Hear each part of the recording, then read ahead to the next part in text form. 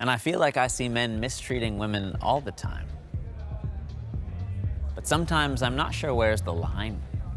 Where it's nice for me to try and help this woman say goodbye to this well-intentioned, overbearing guy. And he's not assaulting her. It's just one drink.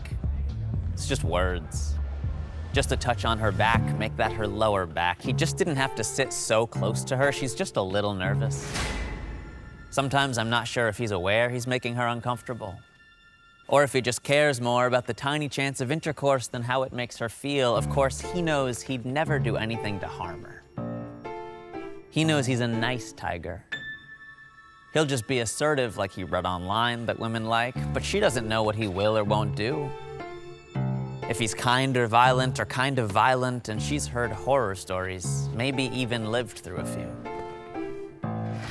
So she doesn't know if he's gonna leave her alone or harm her, wishing she had body armor as he puts his arm around her, and she's not actively pushing him off, but clearly something is off. She's not into this advance at all, but it's safer to smile and tolerate and laugh than it is to tell him off.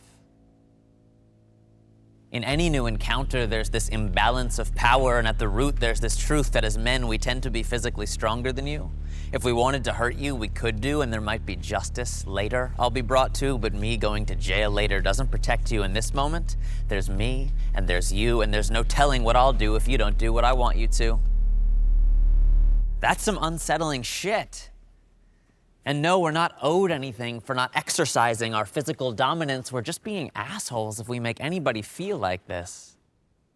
So imagine aliens came down from the sky, weighing in at 310 and standing 6'9" and super chill most of the time. And let's say they're into guys. But we only want aliens some of the time. They're really aggressive and get up inside and shoot out this nasty alien slime.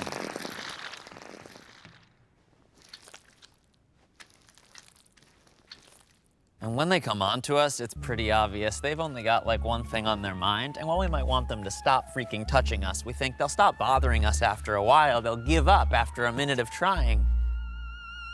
We could just end this nonsense outright. Tell these overbearing aliens we don't like being talked to like that, touched like that, made feel like that, push them aside. I mean, after all, most are really nice guys. They'd be upset but decide to respect we rejected them and then eventually swallow their pride. But like 1 in every 100 times, when they get angry, things get wild. So we have to decide if we want to risk angering this giant that could do some damage if it desired. It's probably better to smile and laugh than risk all that. It's safer to feed the alien lies. But then again, if we didn't want it, we shouldn't have worn green. Or drank so much. I mean, you know how those aliens can be. Aliens will be aliens, see, and we're running around with our shirts off. It's obscene. We totally had it coming.